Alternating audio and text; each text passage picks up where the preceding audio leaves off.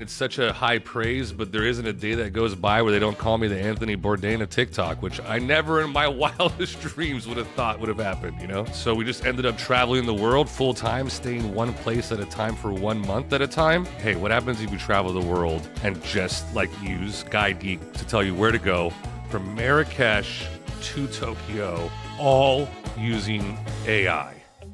This is Creator, the podcast from Matador Network. I'm your host, Ross Borden, and I believe creators are the future of all global advertising. So join me as I sit down with top creators to hear about how they got started, the challenges they've overcome, and the tips you need to become a full-time creator. All right, welcome to another episode of Creator. Today we have Michael Motamedi on the pod. Michael and his wife are the hosts of No Fixed Address, which is a different Matador podcast that we produce with them. If you haven't checked it out, new season 2 just is rolling out now. So check it out. Michael, welcome to the podcast. How are you? I'm amazing, man. Thank you for having me on. This is like a really cool concept you got going on here, giving a voice to the creator. Yeah, I mean, I think this is such a rapidly evolving space, and you are really on the tip of the spear, and from what I can tell, and all the stuff that I've followed from you guys. So, introduce yourself a little bit. Tell people where they can find your channels, and then where are you now? How did you get here? My name is Michael Motamedi. You can find me on TikTok, on Instagram at Michael Motamedi, and the YouTube is Michael Motamedi as well. Pretty excited about that. I'm currently in Barcelona. How I got here? You want the long? You want the short? You want the plane ride?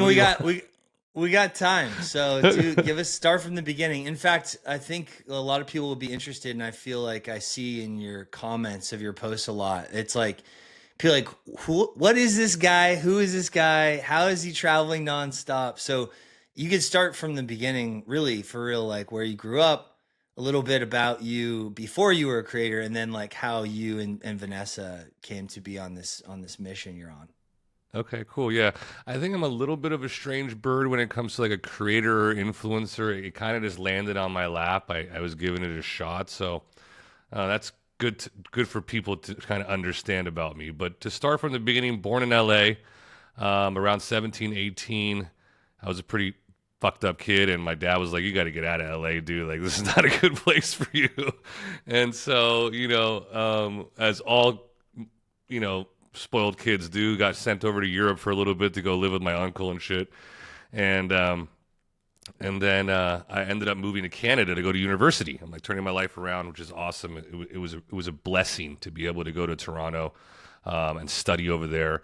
I was supposed to kind of, just a little funny thing. My father's a banker, my grandpa's a banker. I was going to be a banker, so I took Econ 101. I didn't even get to econ, macro econ. I got to micro econ, and I was like, I am out of here, bro. There's no way this is going to happen. Yeah. So I ended up becoming a philosophy major. I was going to go into law, and inevitably just ended up becoming a serial entrepreneur. Started out in hospitality, restaurants. My first endeavor was in after-hours nightclub. So it was from 2 a.m. to 7 a.m. where all the bad things happen. But it was a really, really great time. I learned a lot. And then fast forward 13 years, and I had the opportunity through a family friend of mine who was starting a bourbon company. And he kind of fell in love with me when he saw me on MasterChef. I was 6th place in MasterChef. And he saw me on TV when it was being syndicated in the U.S. And so I flew down to Kentucky to see what he's doing, and I absolutely fell in love. His dream turned into my dream. We ended up starting a bourbon company. And within 4 or 5 years, we ended up selling to the second largest spirit company in the world, which is Pernod Ricard. That's absolute Jameson, etc. Mm-hmm. So, had a really cool. What was run the brand? there. I forget. Was it Rabbit Hole? It was Hole? called Rabbit Hole. Yeah, it was a Rabbit Hole bourbon.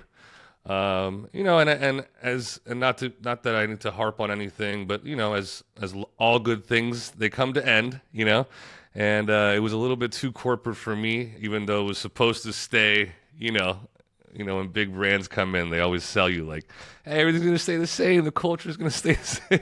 And right. It's it kind of turned a little corporate for me. And as you can probably tell just by the curse words that I've used in the last 5 minutes that I am not the most corporate person. Yeah. And so, and then my daughter was born.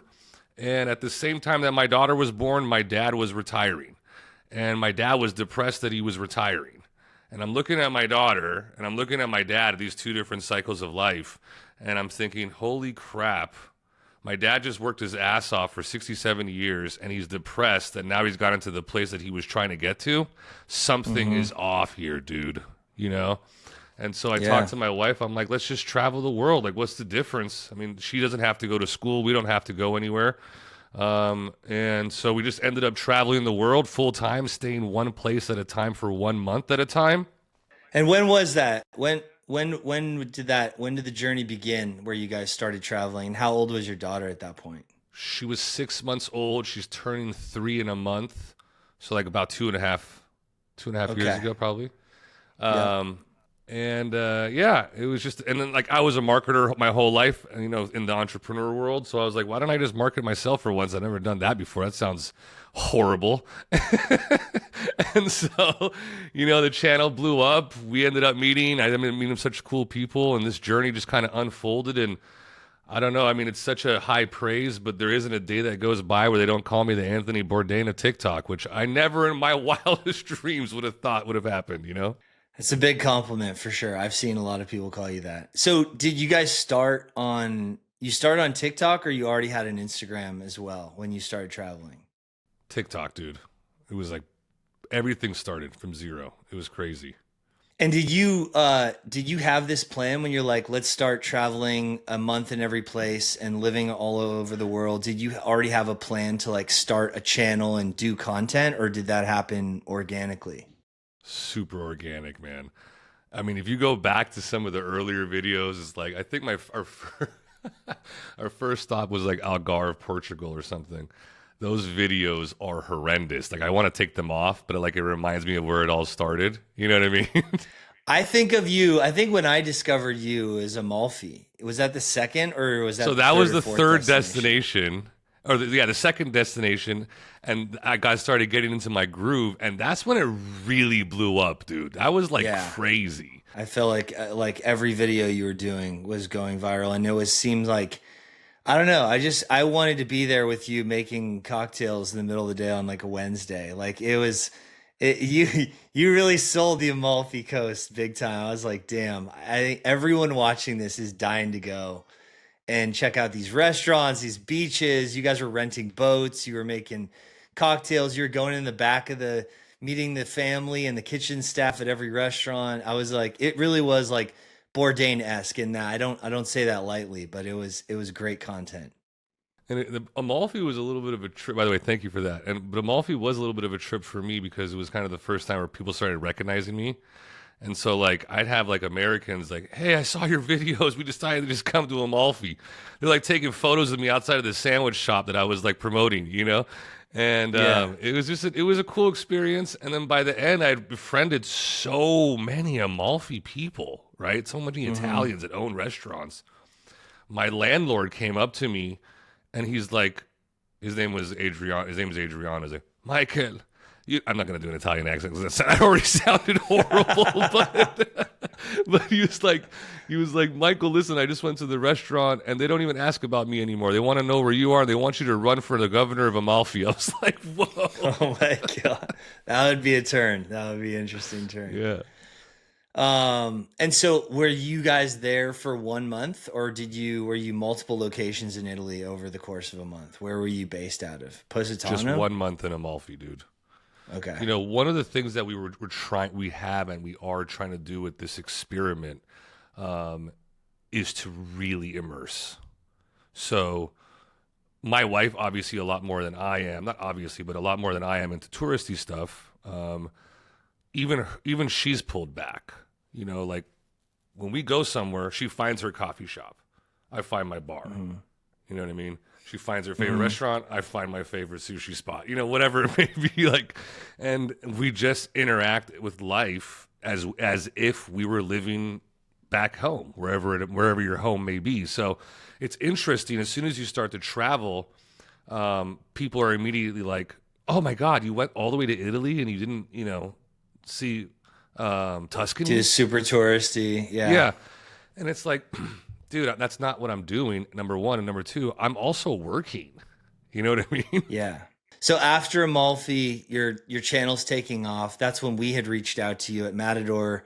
We were like, let's do some kind of show. What was next? Was Mexico? Were you guys Mexico City after that? I don't even remember anymore, dude. But I mean, it was like Hawaii or yeah, Hawaii, and then we were starting that South America tour as well, which was like Guatemala, Caribbean as well, Barbados. Oh, right. And then when we Yep. came Yep. back from that, we hit up Mexico City, and I was doing the street food tour, and that also blew up. I don't know. People just like. I realize I think if you can do it, people just like to see like one dude doing the same thing for 30 days in a row. Or like actually, in honesty, 365 days in a row, you know? Like you got the Yeah. grilled cheese guy, he's making I mean, I feel bad for the dude. Like he's making grilled cheese every single day. I mean, I'm like, dude, I don't care about the views. I really don't care about the views. Right now I'm doing 10 fish. Last year I did 10 fish for 30 days in a row. At the end of it, everyone's like, please, more 10 fish. I'm like, bro, I cannot eat any more 10 fish. I You're don't like, care I'm about actually these views. eating the 10 fish Yeah. every day. You But guys the are just Mexico watching. City was a little bit different because I love street food. But there, people were pretty concerned about my digestive issues during that trip, though, for sure. And that's when we launched GuideGeek, and you were using GuideGeek to go around. And that was early version of GuideGeek, so it was probably accuracy was probably maybe 85%, 15%, weird hallucinations and stuff. But you still got into a bunch of really exciting food Oh, experiences and overall. I mean, what an amazing city to like explore with the AI. So what was that like when you first started using GuideGeek? Like, what did you yeah, that think? was on the end of Mexico City. But when GuideGeek kind of changed my perspective on life, to be honest, dude. So like, congratulations. I've always said that's an amazing thing that you guys are doing over there. But when me and my wife, for the audience, just some context, me and Ross got together and we're like, hey, what happens if you travel the world and just like use GuideGeek to tell you where to go, you know, how to get there, and like all the stuff that you're doing over there. And it was like a crazy idea to begin with. We're like, let's give it a stab. First place it picked was Morocco, and I'm in LA. I'll never forget this. Like, we want to start. Basically, gave it parameters like, hey, we want to start over here, we want to end up over here, but we don't want to know where we're going. So one destination at a time. And it picked Marrakesh, and I'm like, oh, whoa, this is gonna be a big culture difference compared to everything else we went to. But that was the beginning of a journey, man. That next year, which was the second year of travel, was something I'll never forget, man. I mean, from Marrakesh to Tokyo, all using AI. Well, I for think it's most crazy. people, like deciding where to go for lunch and fully trusting AI is like adventurous, and you guys are literally using it also to dictate where you're going next to live for a full month. So that was the extreme version of AI adventures for travel. But so tell us about Morocco. So was there a little? Did that give you pause a little bit? Like, whoa, had you ever been to Morocco before? When you're in LA, you're home, you're comfortable, and you're in your sort of natural habitat, and then you're like, all right, actually, we just asked the AI, and now it's saying to go to Marrakesh. What was your initial reaction, and then how did it end up being? Initial reaction was excitement right away, and then immediately, oh my god, is this baby friendly? You know what I mean? Like, because you kind of Yeah, like when you have a kid, it's kind of like immediately you think about yourself. It's just instinct. It's human nature. Then that like yeah. goes away, and you immediately think about your kid. And then it went into like, oh my god, this is going to be the badass trip of my life. You know what I mean? Like we're about to start a journey that we're never ever going to forget. And it was. It was 306 days without ever stepping foot in the U.S. That's crazy, dude. Um, Yeah. and talk about adventure. Talk about your 85% right thing. Best mistake that's ever happened to me on GuideGeek ever, and it's the best memory I have of Morocco. I was looking for a haircut, and the guy who was like, "Go here, go there, go there, go here," and I couldn't find the haircut. And then this one dude just popped out of his store, and he was like, "Haircut," and I'm like, "Yeah," and he's like, "I'll give you a haircut." And I'm like, "Are you this guy?" He's like, "Yeah." I'm like, "There's no way this is this guy," and he took me into his house. Was Like a he that dark, guy, or he was just I like, have I'm no gonna get this idea. guy Till here? this day, I have no idea because we had to walk like 7 minutes to this dude's riad, his house, And then he takes me in this dark, dimly lit room. All the shades are closed. I'm like, it's no air conditioning, no sink, like plastic chair. And he just starts cutting my hair and like sprinkling water like this. I'm like, dude, we're going to die. You know what I mean? Like we are going to die right now. You were running around Barcelona with GuideGeek. Then you went a whole bunch of other places, and now you guys are back in Barcelona. Why are you back? So this is the first place that we've been back, by the way. So it's a big deal for us. And we're actually doing a 3-month stint here, which is also the longest. So as you can probably tell, there's like a little bit of a testing phase going on here to better understand if the city is really what we believe it to be. And I've learned. Does that mean lot. you're house hunting? House hunting? I mean, I think we are looking for houses, but there's been a lot that we've learned as well. Like, I don't necessarily want to be in a city. And it's nothing against Barcelona. I think these are things that we're learning about ourselves. The luxuries that my wife and I have about being able to travel from place to place is that we really, really get to better understand who we are and what we're looking for. I don't think many people have that luxury, no matter how much money you have. You know what I mean? Like you kind of get trapped in a place or you get stuck in a place, you build a family and you adapt to that. We're taking it from a completely different perspective, and we are literally hunting for that perfect place for us, you know? So Right. I love the culture in Spain. I love the people in Spain. I love the food in Spain. Like, is it like all day, every day Michelin star restaurants? No, but that's not really my jam either. Like, I just like to go, you know, have some olives, have some anchovies, crack open a beer, have a glass of wine. That's my lunch, you know, and then I want to go take a nap and then I want to eat dinner. That's Spain. You know what I'm saying? Like, it's That just is like Spain, yeah. And dinner's at 1 a.m. or something. yeah, exactly. I mean, It's like 10 p.m. every night.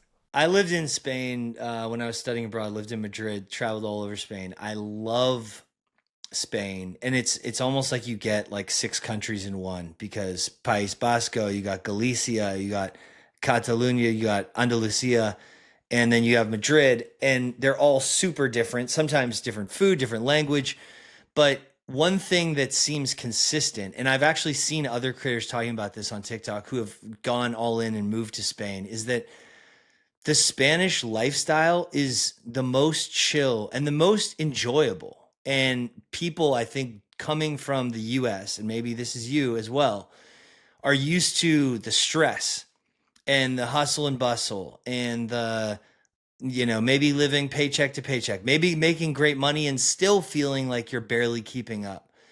And people move to Spain, Americans, and they're just like, this is living. I'm so stress free since I got here.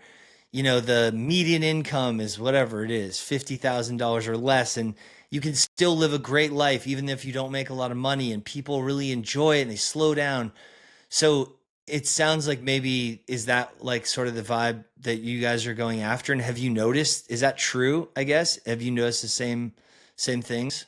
100%, but I want to back it out a little bit. You hit the nail on the head for me. I don't know if it's happening to anybody else, but the rat race that's going on in the U.S. is taxing mentally.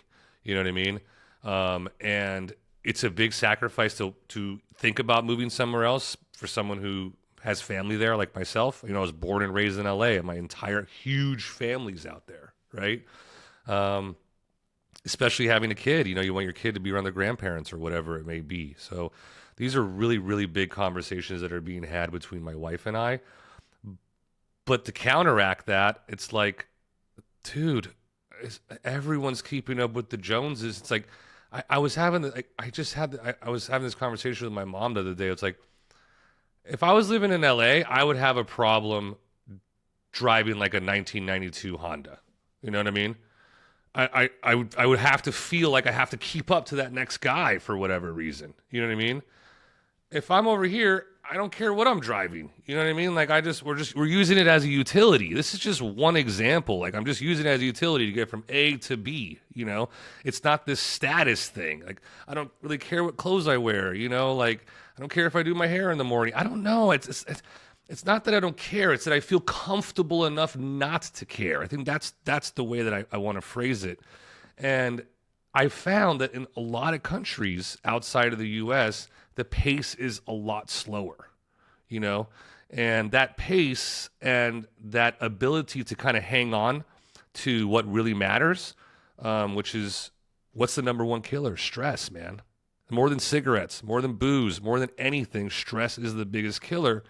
And I'll never forget, like even in South America, similar to, you know, other European countries, my wife was like, "Hey, we're gonna go to lunch," and it was like a Tuesday at like 2 o'clock in the afternoon, and there was like 30 people having like tortilla soup, and I'm like, "Is anybody work?" They're like, "Oh yeah, they just this is what they do. They come after work and they all have lunch together." I'm like, my mind exploded. You know, I'm used to like not taking lunches. You know, everyone's looking in the office like, who's going to take a lunch? Who's going to take a lunch? You know what I mean? Like, okay, if that dude does it, I'll take one too. But if not, I'm gonna rock through this day. You know, and it's like, what happens to your life, man? And it kind of goes back to what you said about looking at your dad who was retiring and he was like, you know, still feeling unfulfilled for some reason. And then your daughter and that sort of big realization you had about, man, life goes fast. You gotta enjoy it and not be caught up in that rat race. I totally agree. And I feel that same stress and across all my friends and most of the people that I know in the US, no matter what they make or what, you know, their background is, I feel like there is that tension. That's the craziest part too. It has nothing to do with your salary or your money. It's like a mentality thing. Yeah, don't get me wrong. It's you're gonna obviously be a lot more chill the more money you have. I mean, not necessarily obviously. There's a lot of freaking maniacs that I know that have a lot of money. You know what I mean? Yeah, and very unhappy people. Yeah, exactly. But you know, it's like this idea of continuously working and working and working and working to get to a place where you miss working. There's something weird going on there, dude. You know, I calculate. Or there's always a more. You never actually arrive at like gratitude. This works for me. I made it. It's always like a lot of the most successful people I know. I think one of the causes of their stress and unhappiness is like that you make it to one level, then they're like, oh, got to make it to another level, and it's like that's not really a good way to live or set yourself up for just being happy with what you have. I had this like weird epiphany. It's like I call this thing the happiness threshold, and it's like this place where if you can find it for yourself, and guess what? It's ever evolving, right? And there's a lot of factors involved: where you live, how much money you make, whatever. You know, you have kids, your wife, your divorce, whatever. I don't care what it is. If you can find that, I truly, as I get older, I kind of feel like you should just live in there. It's a safer bet. Just chill. Mm-hmm. Like if you're in your early 20s, you're very ambitious and shit. You're in your 20s and you really want to kill it. Great, go do it. And if you're really ambitious and that really does truly make you happy, great, go do it. That's your happiness threshold. But if you find that place and you're kind of like, hey, I like my house, I like my wife, I like my car, I like my life, I like the food, I like my kids, blah blah blah. Just chill there for a bit and soak it in. You don't have to be there forever. It could change tomorrow, you know? So so maybe not continuing to move around the world for you guys. If you guys stay, this stint is 3 months and then you might stay indefinitely, it sounds like. Well, I think we still have a little bit more in. It's like a weird addiction. I swear it's like a strange addiction. And I think people get a little bit of it when they go on their, you know, normal, regular people get those 2 weeks, they go and they want another 2 weeks, and they want another 2 weeks, and they want another 2 weeks. This is now amplified into our life. A little bit, I think, unhealthy, to be honest. It's like almost a little bit like a real drug. Unfortunately, I mean, it's not all positive. Obviously, it's this weird battle you have. It's this weird battle we have together, right? On one end, it's like, hey, like, there's a little bit of stress living out of a suitcase, right? I mean, I think we've cracked the code. A lot of stress. Yeah, I mean, I think we've cracked the code as much as we possibly can. But then on the other end, it's like, I'm bored. I want to go somewhere else. You know, it's like as soon as you're in one place, you want to go. Yeah, it's like that to me is kind of the downside of it. I'm not complaining. So whoever's listening out there, please don't pull out your violins. I understand I sound like an idiot even complaining about this, but I'm just telling you that if you are in this situation, this will probably happen. And it's making it harder and harder to find somewhere or even wanting to settle down, you know? Like, I want to go and see so many places in the world. You know, you said it perfectly earlier in the conversation. It's like people don't really think about how fast everything happens. You know, it's like, to me, it blows my mind that 99% of the people do not think about how imminent and quick death is. Like, how fast it's coming at you. You know what I mean? It's like, in the grand scheme of things, you're on the beach and the wave is coming and you're watching the wave. You know what I mean? On a good day, me and you, half our life is done. You know what I mean? On a good day. That's like scary, bro.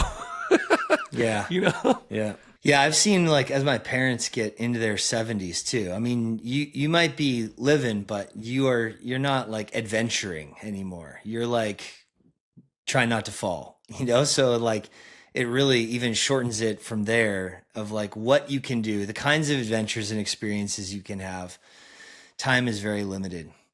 So I know we're low on time. I could talk to you all day, but I wanted to bring it back to sort of like what you've learned as a creator. So just, and I know I don't mean necessarily like going viral or views or followers, but like, what do you think has worked for you as a creator, and why is that? And I'll give you an example. The things that I see constantly blowing up are these like 10 fish series, the cheese series you did in Paris. How did you get the idea for that? Like, are those franchises that have really worked for you? And any advice to creators out there who are a little earlier on in their progression and trying to think of like, what could be my thing that catches on? Fantastic question. And I've been thinking about it a lot lately, as I kind of progress into seeing where this takes me. You know, is it done or is it going to keep going? Right.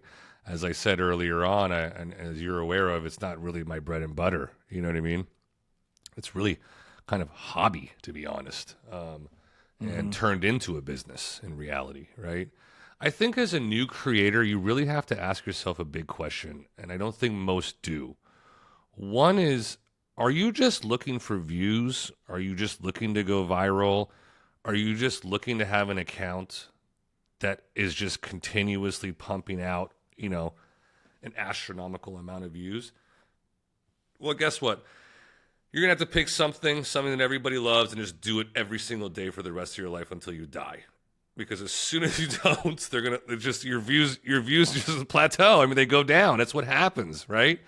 And I mean, that's a tough question to ask, right? Because I think most people get into this business because they want to be famous, or I don't know, have influence. I don't really know. I don't know the exact objective, but I would assume it's an ego thing, right? Because there's a million jobs out there. And I think that it's probably has to do with freedom of work, right? That also plays a big role, not having a boss. And social media has given so many people the opportunity to do that, which is pretty cool. But if, on the other hand, your mission is just to create really cool shit and send a message out there, you got to be okay with the ebbs and flows. You know, they're going to be downs. There are going to be a lot of downs. There's going to be a lot of ups. And for me, it's really the second one, right? For me, I really, like, even if you see my 10 fish stuff, like it's 30 days of 10 fish or whatever, 30 days of cheese, I'm incorporating what I truly believe in, which is getting to know the culture, getting to know the people. That's what I enjoy. So, like, if I'm having a cheese, I'm going to go meet the guy that's selling me the crackers and selling me the cheese, and you know what I mean, and telling me this. And I might even share a cheese with a dude sitting at a picnic next to me. Like, so those are the things that really make me happy when I create. And I think at the end of the day, if you're able to create without needing to hit a quota, and you create because it makes you happy, and you create things and content that makes you happy, you're going to be way better off in the long run.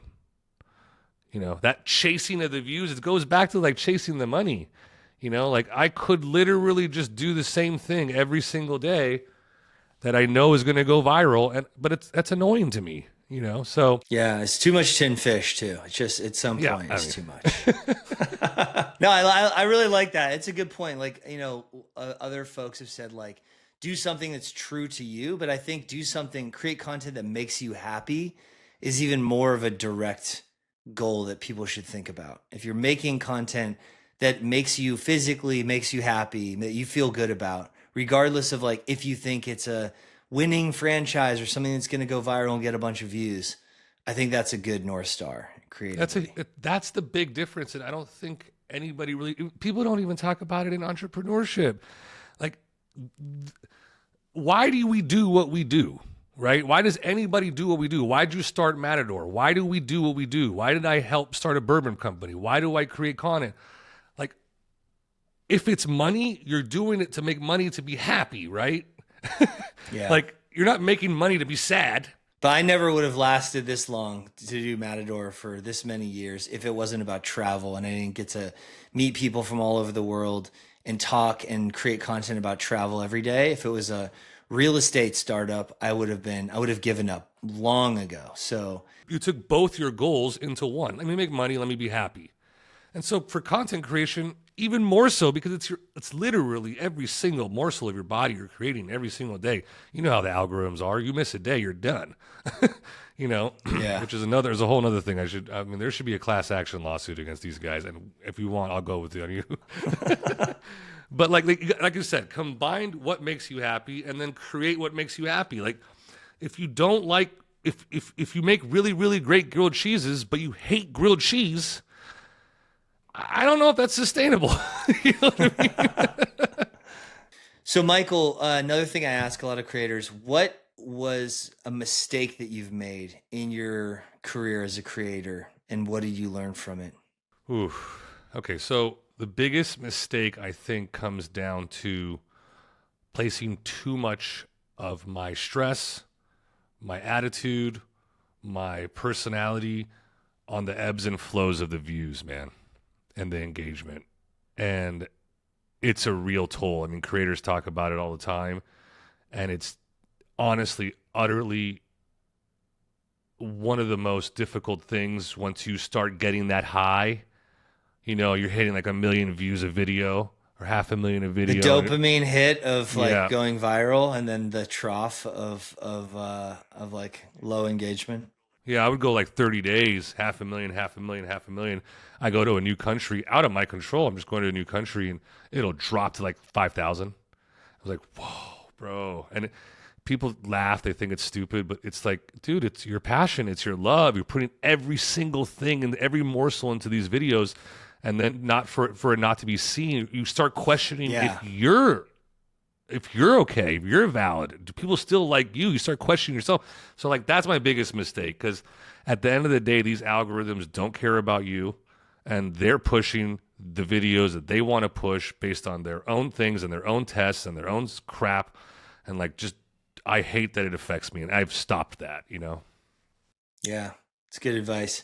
We see the same thing on our channels. I mean, we have 16 million social followers and they will go, it is even for us a dopamine hit when something goes big and we get 20 million views or something, and then you get 20,000 or 5,000. And what I always tell our teams and our brand partners that we work with when they say that ask for advice on the same thing or creators is just keep going. If you just put blinders on and just keep creating great content, it's probably going to come back. And by the time you've stopped thinking about low views, you're hitting high views again. So it is something you definitely can't control. But I do really think that there is a class action lawsuit here, dude. They make you post every single day. They don't even let you take a vacation. So if this is your job, right? You're a single creator. They don't even let you have a 2-week off period. If you get off for 2 weeks, you're done, bro. It is a treadmill. It is a crazy treadmill, the way it's set up. All right, last question I ask everyone. If you had to live, you've now literally lived, not visited, but lived in probably a dozen or more places all over the world. If you had to pick 3 and those are the only countries that you could live for the rest of your life. 3 countries, and you could go nowhere else. Your passport did not work anywhere else. Where would you go? What would the 3 countries be on your list? Obviously, including the U.S. Okay, but first of all, this should be a thing. You should be able to like do that if you want. Like forgo all your passports and get one passport for 3 of your favorite countries. I think this is you got a concept going on here. Okay, is family outside of it? Like, is family part of this equation? Of course, for you, for your life. If I said pick 3 and that's it, Michael, what would you pick? For sure, U.S. 100%. I mean, my family's there. I love the U.S. And I mean, Jesus, I can't go a year without eating in New York or L.A. I mean, it's just that's like the culinary of everything. Oh my God, this is freaking tough, dude. There's just so many cliche answers. Is this like a speed Don't worry about thing? cliche. It's not a trick question. You just have to say what you would actually choose. It's cliche. I mean, who cares? No, I'm saying like there are popular countries that come up. That's what I'm saying. They're incredible countries. Okay, this is tough, dude, because you don't want to be too. I'm taking this too seriously. Huh? Does everyone take it this seriously? You're taking it way too seriously. Okay, all right. But other people have said, well, not including the U.S. Where I'm like, no, definitely. Okay, Japan, Spain. Japan, Spain. Wow. U.S., Japan, Spain. There it is. There it is. Okay. I almost did Italy in there, but I was like 2 in Europe. Can't do that. That's just you got to hedge your bets over. You got to have your brain work. You know, when you move, you know how it is in Japan. Like that's like a cultural freaking phenomenon over there, man. Yeah. Awesome, man. Well, thank you. I think we're at time and we got to wrap it up, but good luck in Barcelona. Good luck. I'll be watching on the channels. I'll be also listening to your podcast, No Fixed Address. He's going to be coming out with a bunch of fresh new episodes. Again, Michael Motamedi on all channels. Yeah, I'm excited to see that launch. So I will, I'll see you online and enjoy the tapas, my friend. Enjoy Barcelona. I appreciate it, brother. It's always a pleasure getting to converse with you. Creator, the podcast, is produced by Matador Network. We are a leading global travel publisher focused on travel and adventure. If you enjoyed today's episode, please subscribe. Every week, I interview a new top creator. New episodes are released every Tuesday on YouTube, Apple Podcasts, Spotify, and everywhere podcasts are found. Thanks for listening.